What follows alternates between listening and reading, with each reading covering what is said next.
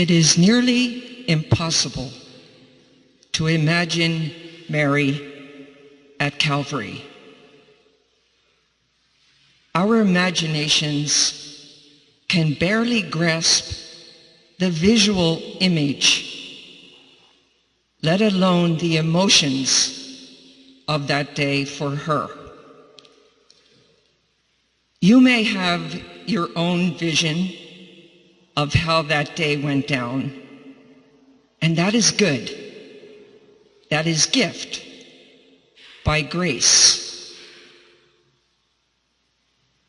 But we can do no harm by traveling together for a few minutes this afternoon back to yesteryear, back to a small town in green Galilee called Nazareth. So I invite you now to come with me and see there a woman full of grace, blessed among all women, a woman who was a mother and her son, and listen to the music that they made together. It had been a long time since an Ave was heard by Mary in Nazareth, and her "Be it done to me" was given. It had been a long time since shepherds touched a baby boy in a starry stable. It had been a long time since an old prophet named Simeon talked to her of sorrow and sword and suffering. And as Mary thought of these things, she wondered where the years had gone so quickly and quietly down the lanes of Nazareth, and how many summer suns had tanned him. He had been gone off and on now nearly 3 years, and these short visits were gifts to her. A marriage feast at Cana, a teenager named Joan, and a burly group of fishermen had witnessed the wonder of the wine and vowed that very day to follow him. How often young John would run home to her in Nazareth and tell her the stories as he drank her tea of Jesus curing the blind, the lame, and the sick. There was a lightness in Mary this day. Jesus was coming home to prepare for the visit back to Jerusalem for their favorite feast of Passover. He had sent word. The trip would be good for them, he said. It would be just the two of them. They would have some campfire time on this 80-90-mile walk. She saw him coming up the road, and when he reached her, she wept for joy, much like we do when our young return. He seemed taller, thinner, yet still a Nazarene. After she greeted him, Mary thought, this trip will be good for him. We'll have time on the road together. He'll relax, he'll open up, and for once, we'll have enough biscuits. He was exhausted, and when he flung his tunic over the bench, she remembered the day she had given it to him, the last one to have a hem lowered. Memories began to flood her heart as she looked at him. Memories of skinned knees, teaching him to lace his sandals, picnics, parties, doing the dishes, and conversations about Beatitudes. The seeking owned him since Cana. He left shortly after that. He said it was about his father's business. She dared not ask again, as she had done some 20 years earlier in the temple. He was very serious. She did not wonder why. She just gave him to the journey, as we do our young. She freed him to dream his own dream, even though she knew this would take him far from the hills and the land she loved, called Nazareth. She gave him at Cana, and it had named him. He had crisscrossed the land since then. She wondered often what roofs at night covered him. What places did he seek out among the stars to pray? She prayed for him. She told him that, so that he would know in all the world there was one small voice lifting him up. His worlds were finding him the paths his feet were taking. Jesus and Mary teach us joy on this feast of Passover. And joy brings out our memories. And as they walked along that first day, the focus of their memories was on Joseph. Joseph.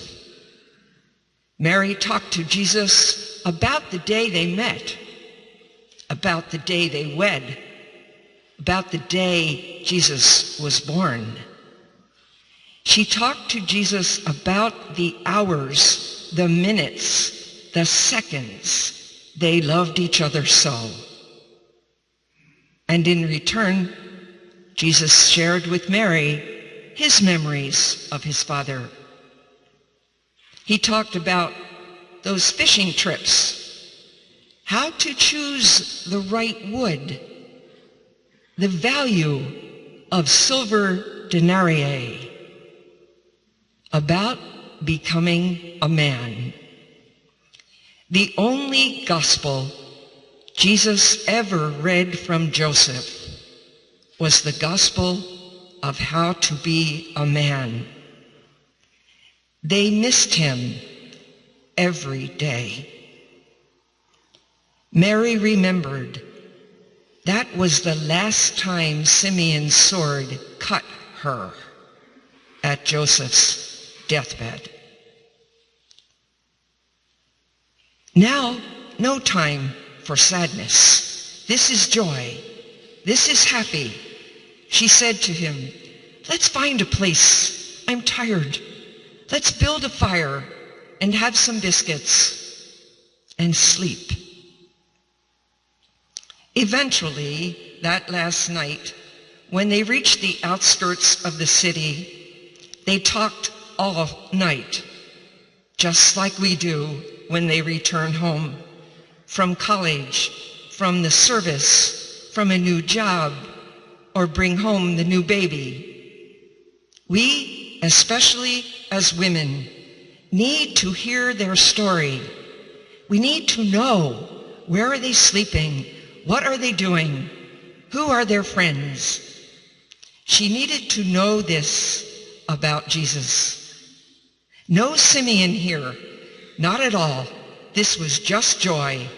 Simeon was a long time ago. When daylight came, they journeyed on together that short distance left toward the city. He found his friends, his new shepherds, and he told them to go on ahead, prepare the room for the Passover feast. And Mary immediately thought, I'll go with them. just to be sure.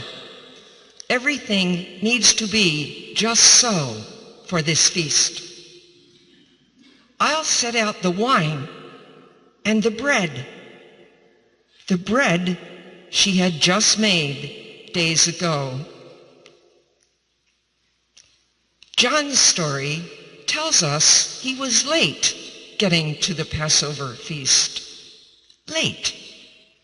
But John knew he was coming, and so they waited. And when he arrived there, he began to share the ritual, the liturgy, the tradition of Passover feast. He had a lesson to teach this night to his friends. As Mary watched, she sensed Jesus needing a stop to time. He had a desire to be with them. He said to them, "Long have I waited to share this meal with you."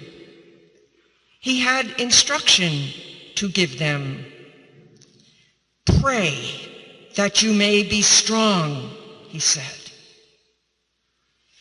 He had a need to take his mother's bread, to bless it, to break it, and to give it. He had a need to bend his knees in service to them and wash their feet. He talked to them about the love, the meaning of it, what he felt for each one of them individually, these new shepherds. Mary saw John soaking it all in. This was the lesson of love, the mandate to serve others, to be last, to care. John would later write it all for us. It was to an olive garden that he went to pray that night. Why not the desert, or a mountaintop, or to the sea, as he had done so often before? My friend said, it was a beautiful garden. I had never thought of that. I always thought of the garden as gray and dark and rainy and black. No, says Mary. It was a beautiful garden, filled with the scent of spring blossoms from olive branches on a full moonlit night on Passover feast. It was a beautiful garden where he went to pray. His prayer that night was the same as ours. If it's at all possible, take this cup. You take this, Father. Only Jesus' Father heard that prayer that night among sleeping shepherds. Did Mary go with him to the garden? I don't think so. I think she stayed behind in that upper room and probably did the dishes. And then finally took out her mat, rolled it out on that floor for some quiet, restful sleep.